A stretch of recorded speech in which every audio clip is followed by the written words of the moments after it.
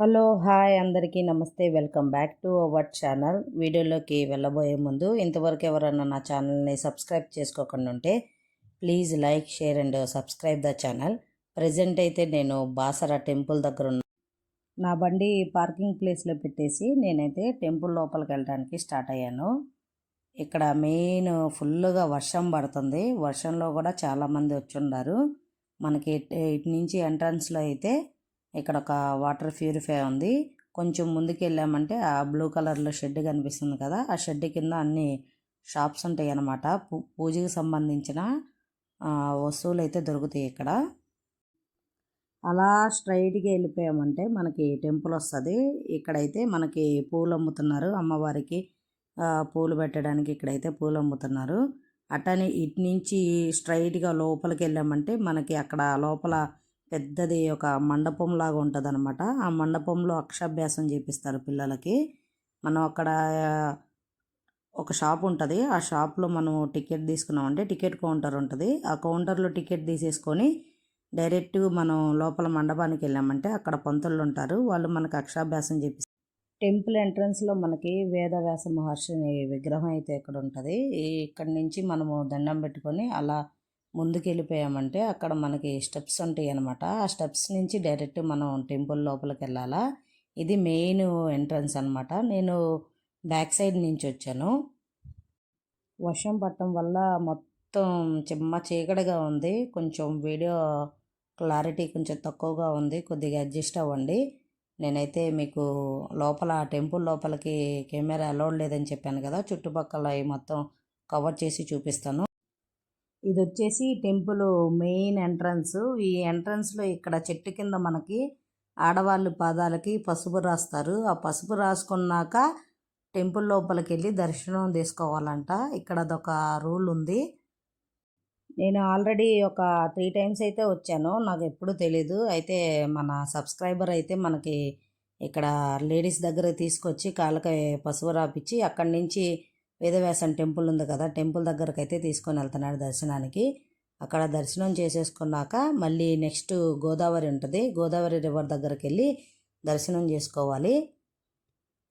నేను back side వచ్చాను కాబట్టి నేను డైరెక్ట్గా టెంపుల్ లోపలికి వెళ్ళి అయితే దర్శనం చేసుకున్నాను. యాక్చువల్లీ నాకు ఇక్కడ పసుపు రాపించుకున్నాక దర్శనంకి వెళ్ళాలన్న విషయం అయితే తెలియదు.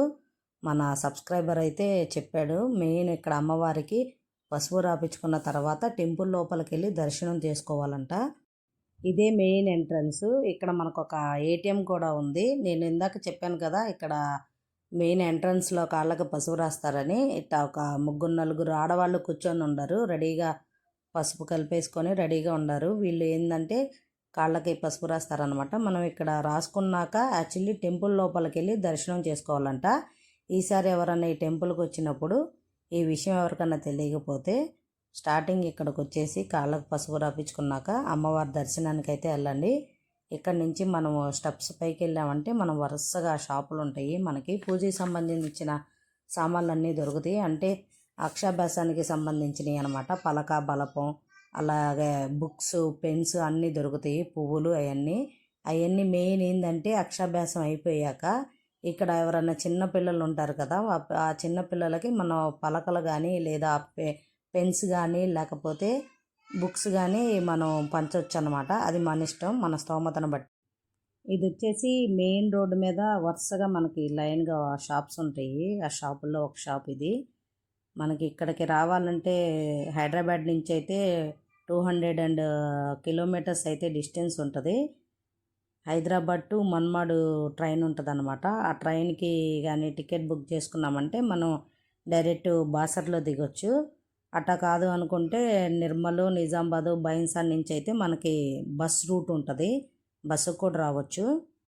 ప్రముఖ సరస్వతి దేవాలయాల్లో మెయిన్ ఒకటి వచ్చేసి మనకి కాశీలో ఉంది. కాశీలో తర్వాత సెకండ్ ప్లేస్లో ఈ సరస్వతి ఆలయం ఉందన్నమాట.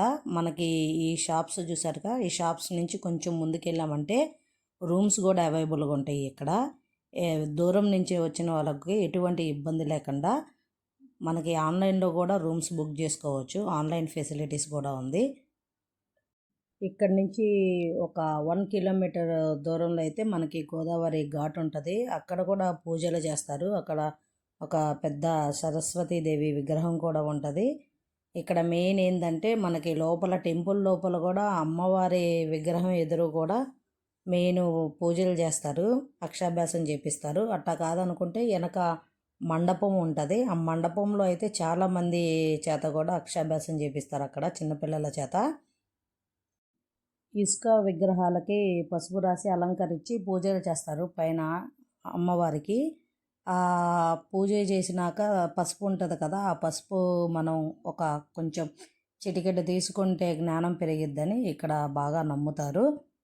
ఫుల్గా వర్షం పడుతుంది. వర్షం అయితే ఇంతవరకు అయితే కొంచెం కూడా తగ్గలేదు. ఈ షాపులు అయితే చాలా ఉన్నాయి. మనకి టిఫిన్కి కూడా ఎటువంటి ఇబ్బంది ఉండదు. ఇక్కడ మనకి టిఫిన్ కూడా దొరికిద్ది. అట్టా కాదు అనుకుంటే ఇక్కడ మనకి రోజు నిత్యం అన్నదానం కార్యక్రమం కూడా జరిగిద్ది. కావాలంటే మనం అక్కడికి వెళ్ళిపోయి భోజనం చేసుకోవచ్చు. ఎర్లీ మార్నింగ్ 4 o'clock అయితే ఇక్కడ సరస్వతి అమ్మవారికి పూజ జరిగిద్ది. దాని తర్వాత 7:30 నుంచి ఈవినింగ్ 6 వరకు అయితే అక్షాభ్యాస కార్యక్రమాలు జరుగుతాయి అన్నమాట.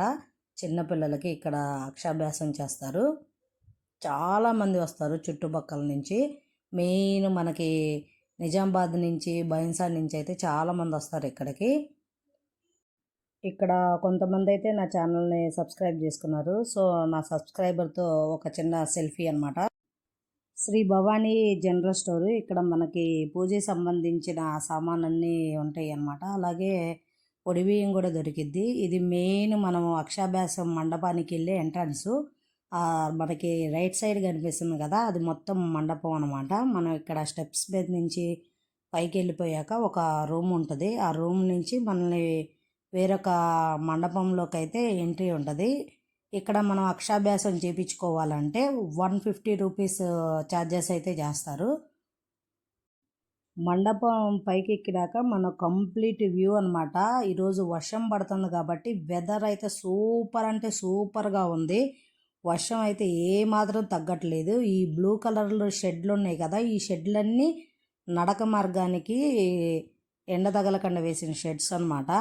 ఈ షెడ్లో క్లైమేట్ అయితే చాలా సూపర్గా ఉంది. నేను మ్యాక్సిమం ఒక 10 minutes అయితే పైనే ఉన్నాను అనమాట. ఫుల్గా వర్షం పడుతుంది. మెయిన్ ఆ పైకి వెళ్ళామంటే అక్కడ ఒక టెంపుల్ ఉంటుంది.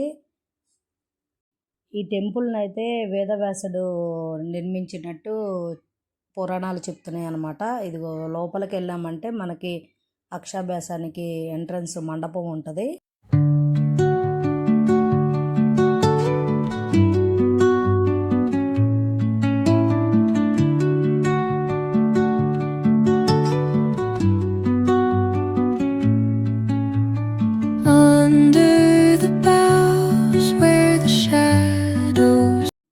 ప్రజెంట్ అయితే నేను గోదావరి ఘాట్ దగ్గరకు వచ్చాను. ఇక్కడ మనకి తలనీలాలు ఇవ్వటము, అట్టనే స్నానాలు కూడా చేస్తారు. అట్టనే గోదావరికి పూజ కూడా చేస్తారు ఇక్కడ. ఇక్కడ మనకి చెట్టు పక్కన ఒక పెద్ద విగ్రహం అయితే ఉంది సరస్వతి అమ్మవారిది. బోటింగ్ కూడా అవైలబుల్గా ఉంటుంది ఇక్కడ. కానీ ఇప్పుడు వర్షం పడుతుంది కాబట్టి క్లోజ్లో ఉందన్నమాట. మనల్ని ఈ చివరి నుంచి ఈ చివరి ఒడ్డు నుంచి ఆ చివరి ఒడ్డు వరకు అయితే ఒక ట్రిప్ వేసి వస్తారు. బోటింగ్ కూడా అవైలబుల్ ఉండిద్ది. ఇక్కడ మనకి 24 hours పోలీసులు అయితే ఉంటారు. యాక్చువల్లీ టైమింగ్స్ ఏంటంటే ఈవినింగ్ 6 వరకే ఇది ఓపెన్లో ఉంటుంది. ఈవినింగ్ 6 తర్వాత మా లోపలికి ఎవరినైతే అలౌ చేయనివ్వరు. ఇక్కడ మనకి ఒక రెస్టారెంట్ కూడా ఉంది లోపల. మనకి టిఫిన్స్, మీల్స్ అన్నీ ఇక్కడ దొరుకుతాయి కావాలంటే.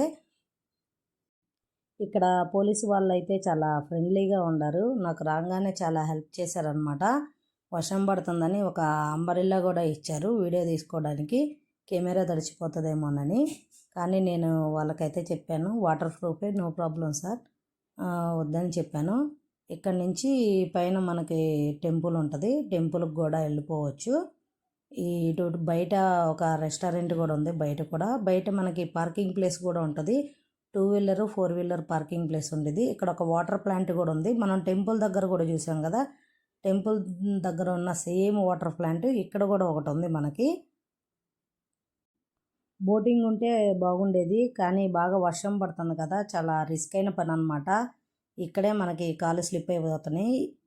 సో అంత రిస్క్ తీసుకోవటం అనవసరం అనిపించింది. సో నేనైతే మీకు మెట్ల దగ్గర నుంచి అయితే మొత్తం గోదావరిని చూపిస్తాను. అక్కడ ఎదురుగా కనిపిస్తున్నాయి కదా, అక్కడ కొంతమంది శివలింగం ఉందన్నమాట. శివలింగానికి పూజలు చేస్తున్నారు అక్కడ. అలాగే కొన్ని బోట్లు కూడా ఆగి ఉన్నాయి. అట్టనే మనకి ఇక్కడ గోదావరిలో స్నానం చేశాక డ్రెస్సులు అవి చేంజ్ చేసుకోవడానికి రూమ్స్ కూడా ఉన్నాయి అన్నమాట. ఈ మొత్తం స్టెప్స్ అక్కడే మనకి డ్రింకింగ్ వాటర్ కూడా ఉంది.